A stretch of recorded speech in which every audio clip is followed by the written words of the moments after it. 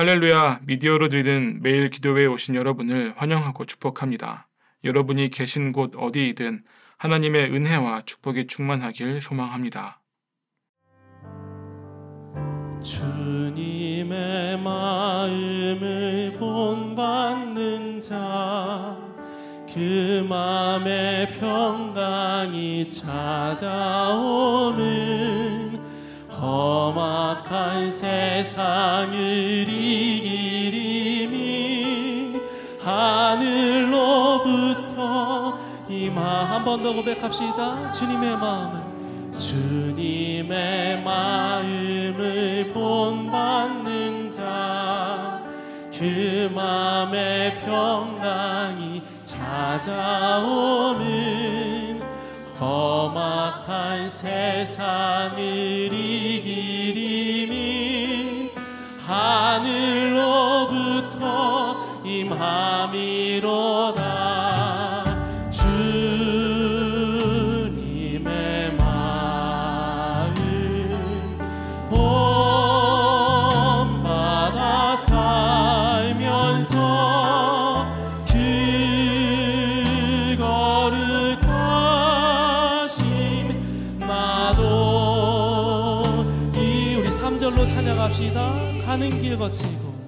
가는 길 거치고 험하여도 내 맘에 불평이 없어짐은 십자가 고난을 이겨내신 주님의 마음 본받음이 주님의 마음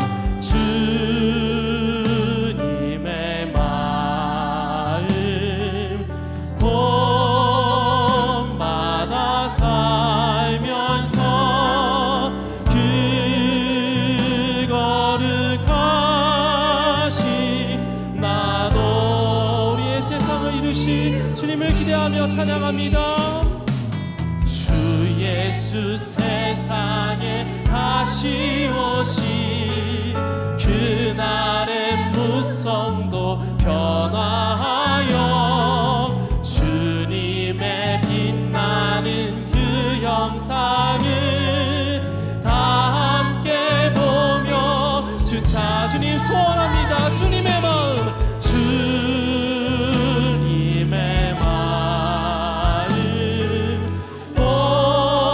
본받아 살면서 그 거룩하심 나도 우리 마지막으로 한 번 더 고백합시다. 주님의 마음을 본받기 원하는 마음으로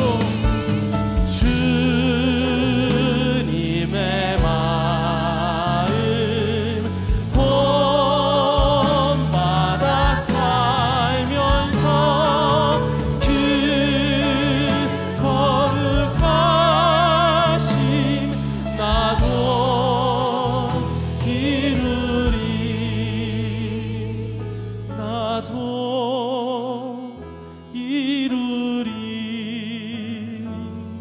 나도 이루리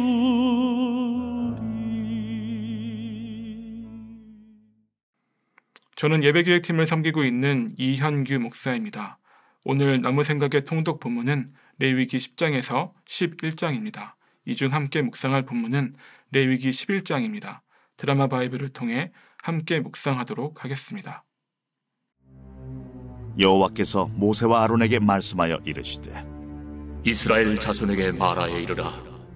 육지의 모든 짐승 중 너희가 먹을 만한 생물은 이러하니 모든 짐승 중 굽이 갈라져 쪽발이 되고 새김질하는 것은 너희가 먹되 새김질하는 것이나 굽이 갈라진 짐승 중에도 너희가 먹지 못할 것은 이러하니 낙타는 새김질은 하되 굽이 갈라지지 아니하였으므로 너희에게 부정하고 사반도 새김질은 하되 굽이 갈라지지 아니하였으므로 너희에게 부정하고 토끼도 새김질은 하되 굽이 갈라지지 아니하였으므로 너희에게 부정하고 돼지는 굽이 갈라져 쪽발이로되 새김질을 못함으로 너희에게 부정하니 너희는 이러한 고기를 먹지 말고 그 주검도 만지지 말라.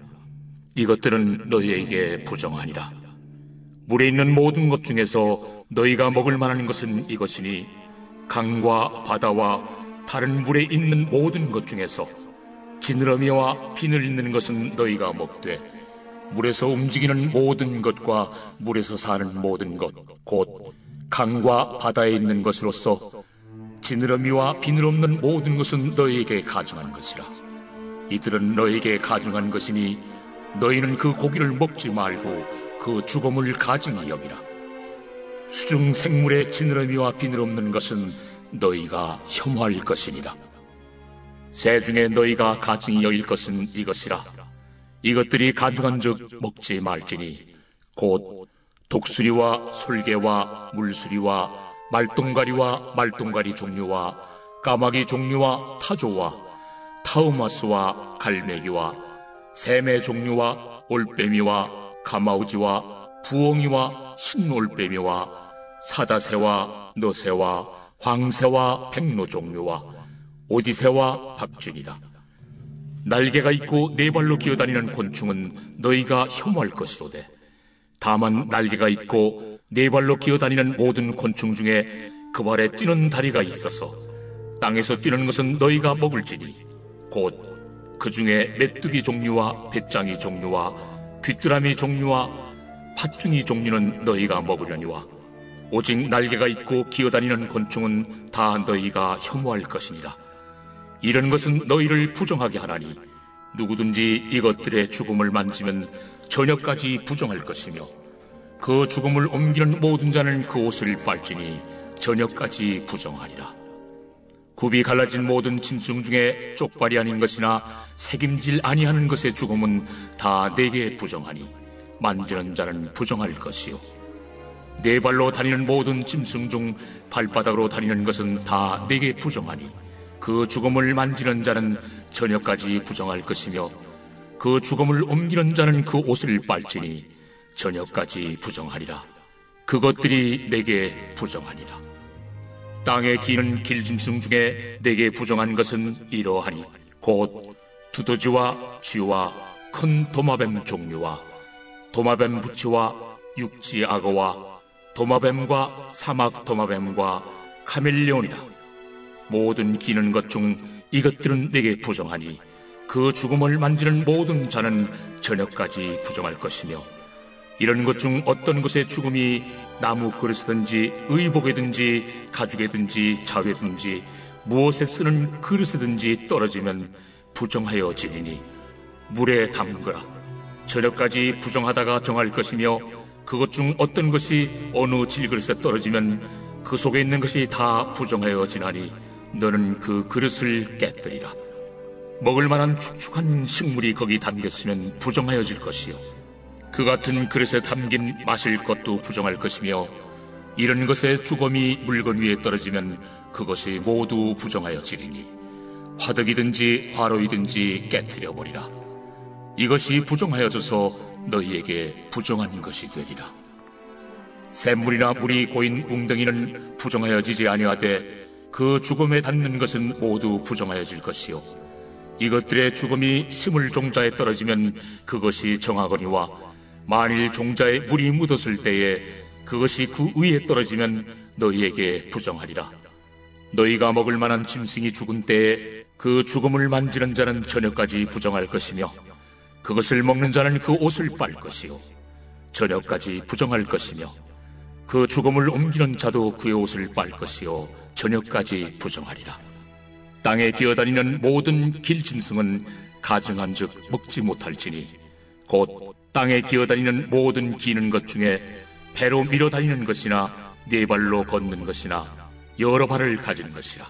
너희가 먹지 말지니 이것들은 가증함이니라. 너희는 기는 바 기어다니는 것 때문에 자기를 가증하게 되게 하지 말며 또한 그것 때문에 스스로 더럽혀 부정하게 되게 하지 말라. 나는 여호와 너희의 하나님이라. 내가 거룩하니 너희도 몸을 구별하여 거룩하게 하고 땅에 기는 길짐승으로 말미암아 스스로 더럽히지 말라. 나는 너희의 하나님이 되려고 너희를 애굽 땅에서 인도하여 낸 여호와라. 내가 거룩하니 너희도 거룩할지어다. 이는 짐승과 새와 물에서 움직이는 모든 생물과 땅에 기는 모든 길짐승에 대한 규례니 부정하고 정한 것과 먹을 생물과 먹지 못할 생물을 분별하는 것이니라.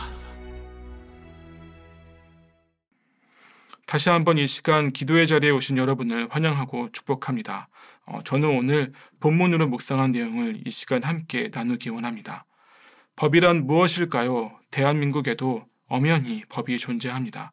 법이 제정된 이유야 다양하겠지만 이 세상에 수많은 법이 존재하는 이유는 그 법을 통해 사람들이 더 나은 삶을 추구하고 또 그 법이라는 장치로 사람들을 보호하기 위함일 것입니다. 그러나 물론 그런 목적과는 다르게 우리는 살아가면서 악한 목적과 또 마음으로 법을 이용하는 사람들이 있음을 목격하기도 합니다. 오늘 우리가 함께 묵상한 본문인 레위기 11장은 먹는 것에 대한 율법이 아주 디테일하게 적혀 있습니다. 이 11장 외에도 율법은 다양하고 또 그 수도 참 많습니다. 몇 주 전 수요 공감 예배 때 임영빈 목사님 설교 중에 613개나 되는 율법을 소개한 적이 있죠. 지금을 살아가는 우리의 시대에도 법이 중요하듯 당시 유대인들에게 주어진 율법 조항 역시 중요한 것들이었습니다. 그런데 한 가지 분명한 것은 하나님께서 당시 유대인들에게 주신 법의 내용과 수와 그 내용만큼이나 그 법을 주신 하나님의 마음이 중요하다는 것입니다. 지금 우리 시대의 법을 생각해 볼까요? 법에는 분명한 철학이 존재합니다. 무턱대고 그 법을 정하지 않죠. 한 나라와 사회의 가치관과 또 정체성이 법 안에 담겨 있습니다. 예를 들어 로마의 법을 우리나라에서는 적용할 수 없습니다. 로마에 가면 로마의 법을 따르라는 속담처럼 법은 그 자체로 제정된 나라의 민족과 또 그 사회의 정체성을 담고 있습니다. 그렇다는 것은 율법 또한 마찬가지라는 뜻이고 그 율법 안에 담긴 그 정체성과 의미, 다시 말하면 하나님의 마음을 이해해야 한다는 의미로도 생각할 수 있습니다. 초대교회 당시 유대교에서 개종한 그리스도인과 또 헬라파 그리스도인 사이에 문화적인 갈등이 있었습니다. 초대교회 유대인들 가운데에는 이방인들도 모세의 율법을 따라 할례를 받아야 한다고 우기는 자들이 있었습니다. 그런데 이 문제로 초대교회가 시끄러웠습니다. 결국 사도행전 15장에 기록된 것처럼 예루살렘 공의회는 이방 종교에서 개종한 그리스도인들에게 유대인의 멍에를 지을 필요가 없다고 확정했습니다. 사도행전 15장 17절에서 11절의 말씀입니다. 많은 논쟁을 한 뒤에 베드로가 일어나서 그들에게 말하였다. 형제 여러분, 여러분이 아시는 대로 하나님께서 일찍이 여러분 가운데서 나를 택하셔서 이방 사람들도 내가 전하는 복음의 말씀을 듣고 믿게 하셨습니다. 그리고 사람의 마음속을 아시는 하나님께서는 우리에게 주신 것과 같이 그들에게도 성령을 주셔서 그들을 인정해 주셨습니다. 하나님께서는 그들의 믿음을 보셔서 그들의 마음을 깨끗하게 하시고 우리와 그들 사이에 아무런 차별을 두지 않으셨습니다. 그런데 지금 여러분은 왜 우리 조상들이나 우리가 다 감당할 수 없던 멍에를 제자들의 목에 메워서 하나님을 시험하는 것입니까? 우리가 주 예수의 은혜로 구원을 얻고 그들도 꼭 마찬가지로 주 예수의 은혜로 구원을 얻는다고 우리는 믿습니다. 이 말씀 중 많은 단어와 또 문장들이 눈에 들어옵니다. 이방 사람들도 내가 전하는 복음의 말씀을 듣고 믿게 하셨습니다. 우리에게 주신 것과 같이 그들에게도 성령을 주셔서 인정해 주셨습니다. 아무런 차별을 두지 않으셨습니다. 그들도 꼭 마찬가지로 구원을 얻는다고 믿고 있습니다. 논쟁의 중심 속에 있던 유대인들은 오늘 본문인 레위기 11장과 같은 정결 규정을 자기들의 의, 즉 자기들의 뜻을 내세우는 수단으로 남용하였는데 문제는 바로 여기에 있었습니다. 우리가 지난 아프니까 복음이다 시리즈를 통해 들은 것처럼 율법에 담긴 하나님의 마음 대신 자기 마음대로 그 율법을 해석하고 적용했으며 자신의 뜻을 드러내거나 다른 사람을 판단하는 잣대로만 사용했음을 우리는 이미 다 알고 있습니다. 결국 우리가 오늘 함께 묵상한 레위기 11장이 그 정신을 잃어버리고 껍데기만 남게 되어버린 것이고 또 그로 말미암아 이스라엘 신앙의 참된 힘이 상실되어 버린 것이죠. 하나님이 이스라엘 백성에게 요구하신 것은 시편 24편에 기록된 것처럼 깨끗한 손과 정결한 마음이지 어떤 형식이나 외적인 절차가 아닙니다. 예수님 또한 누가복음 7장을 통해 너희는 너희가 물려받은 전통을 가지고 하나님의 말씀을 헛되게 하며 또 이와 같은 일을 많이 한다라고 하시며 바리새인들 같은 거칠애가 아니라 마음의 청결을 통한 구원에 그 참뜻이 있다고 말씀하셨습니다. 먹는 것이 사람을 더럽게 하는 것이 아니라 사람의 악한 마음에서 나오는 것이 진정 사람을 더럽게 합니다. 정리하겠습니다. 오늘 우리가 묵상한 본문의 율법은 무엇을 의미할까요? 결국 율법은 관계가 아닌가 생각해 봅니다. 그리고 율법은 하나님의 마음입니다. 레위기 11장 45절의 말씀을 기억하시기 바랍니다. 나는 너희의 하나님이 되려고 너희를 애굽 땅에서 인도하여 낸 여호와라. 내가 거룩하니 너희도 거룩할지어다. 내가 거룩하니 너희도 거룩하라. 우리가 거룩하여짐으로 거룩하신 하나님과 가깝게 관계하길 바라는 주님의 마음. 오늘 하루 이 말씀을 묵상하며 또 레위기 11장에 담긴 그 하나님의 마음을 생각해 보시길 소망합니다. 기도하겠습니다. 사랑의 주님, 신앙생활을 하면서 주님의 마음을 먼저 생각하지 못했음을 고백합니다. 우리가 더 소중해서, 지금 내가 처한 상황이 더 중요해서 결국 나의 유익만을 위해 주님이 주신 말씀과 율법을 이용했음을 회개합니다. 주님께서 우리에게 주신 계명과 율법이 그저 법으로서 그치는 것이 아니라 그 안에 담긴 우리를 향한 주님의 마음을 깨닫게 하여 주시옵소서. 그 안에 담긴 주님의 사랑을 보게 하여 주시옵소서. 그래서 주님 주신 율법을 지키고 묵상하며 주님과 관계하게 하시고 더욱 가까워지게 하여 주시옵소서. 예수 그리스도의 이름으로 기도드립니다. 아멘.